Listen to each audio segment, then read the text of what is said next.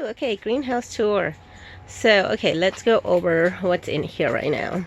So when you walk in, there's the chirimoya, which is alive. He just always looks really bad in winter, so that's what he looks like.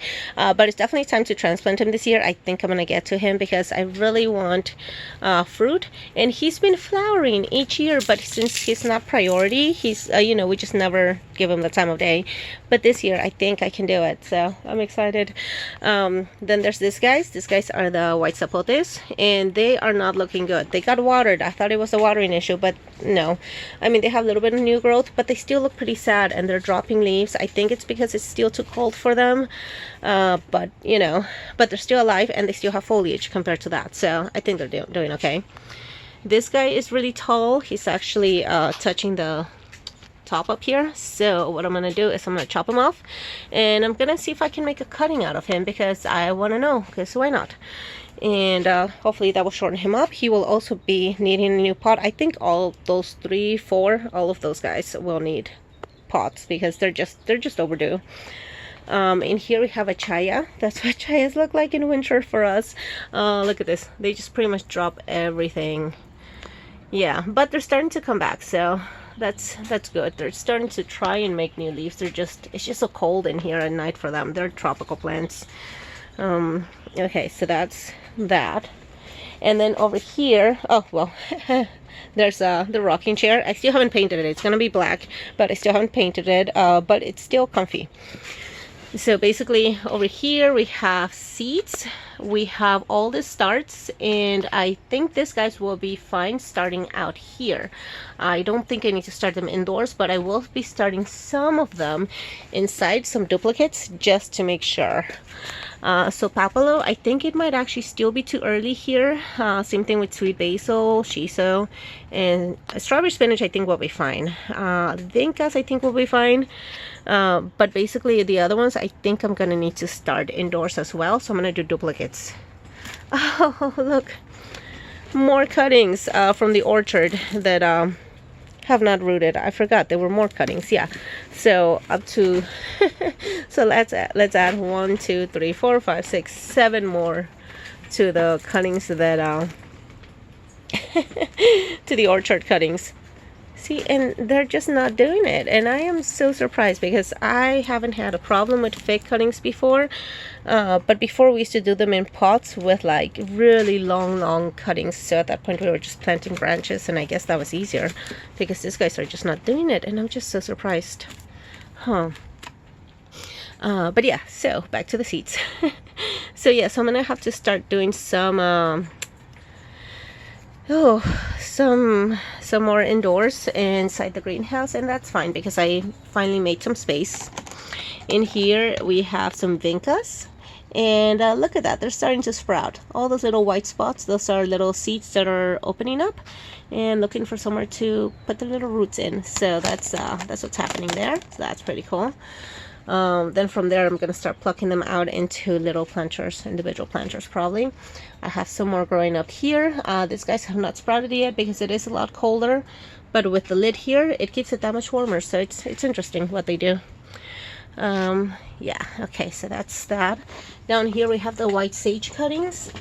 These guys are pretty new. They are from the 6th, so we'll have to see how they fare out here, but I think this is their best chance. And then, you know what, I'm also gonna have to start some seeds from chipil indoors because I have them out here. Oh, thank you. Haha, I got flowers. Oh, they smell good. Honey's so good smell. Okay, so basically we have Armenian cucumbers, and I think all of these guys will be fine out here. Okay, so Armenian cucumbers, love those, so I'm really excited to start them. I need to rewater these guys again because they're drying up already. Lemon cucumbers, those my mother-in-law grows them every year, but I've never grown them, not successfully anyway, so hopefully this year we can do something about that. There's yellow crookneck squash, and I love these guys, so I think last year I started them around this time, so I think they should be fine.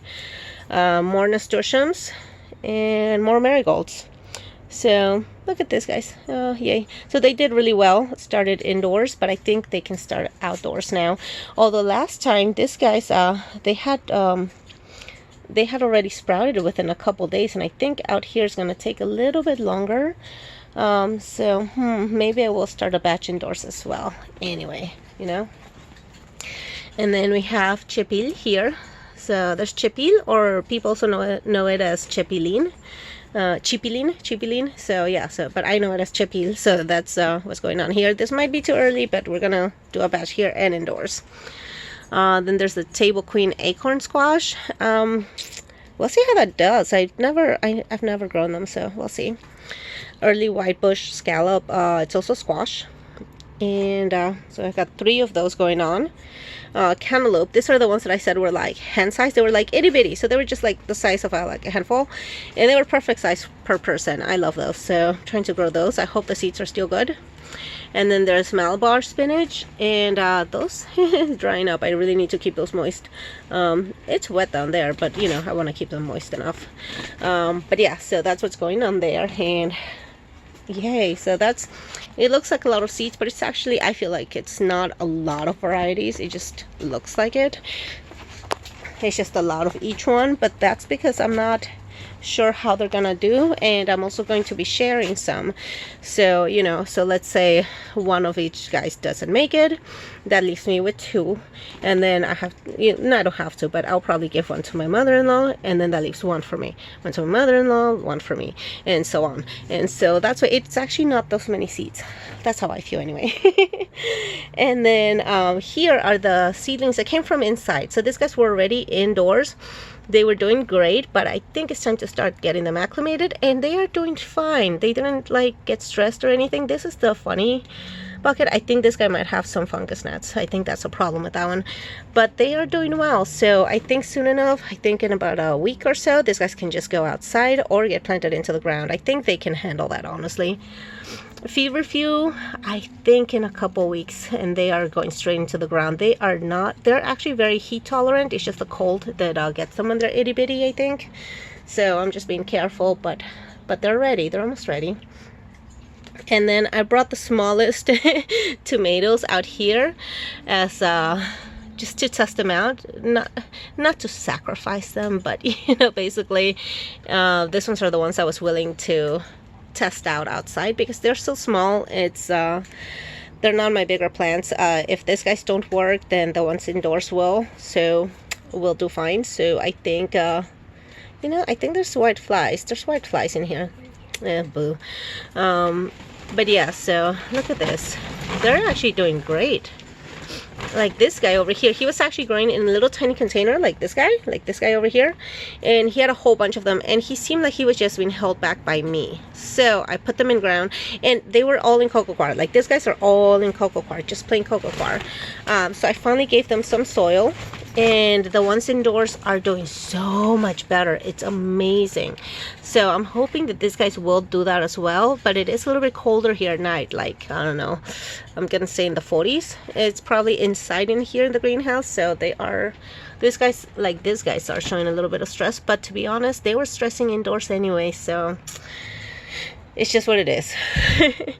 And then here's the tomatillos. These guys are doing great. They were actually too I don't know, they were definitely being held back by me indoors. They were inside little tiny cups, little yogurt cups about this size. And yeah, they were so root bound by the time I got them out. I was like, oh no. But yeah, no, they seem to be acclimating fine. They are growing so fast on a daily basis. Every time I come here, they're like so much bigger, so they are doing awesome. So they will be ready to go out soon too. Once again, it's the cold that gets them, so I'm just giving them a little bit more time. I'm not sure how long yet, but as these guys start clearing up, as I start planting the cuttings, basically they're gonna start going out, and then the seedlings get moved over, and then the seedlings, hopefully once they sprout, they move over to where the seedlings are, and then the seeds from indoors will come out here. But at some point, those tomatoes indoors need to come out, and they're gonna be taking up quite a bit of space there. So I need to make sure that I clear up some space. So these guys need to hurry up and get acclimated. But once again, they're waiting on me to give them water and nutrients and a planter, so that's all on me.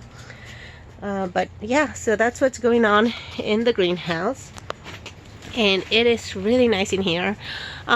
It's weird though how I keep getting the little buggies. I had a greenhouse like this before, like 2 rentals ago, and it was over a pond, and it was really nice. There was like a little pond, but because of that, there were frogs, there were lizards, there were all that, you know, so they kind of kept those things in check. And in here there's none of that, so it's just concrete. So it's you know, aphids get in here and they're in here then, and if whiteflies get in here, then they're in here too. So that's a concern. But yeah, basically, but the biggest concern is just getting those things done, because the faster I can get them out, the faster they can go into an ecosystem that actually wants them and can protect them. But this is the greenhouse, and it is doing great, and it's only gonna get more full the way I see it, but that's a good thing. That's a good thing.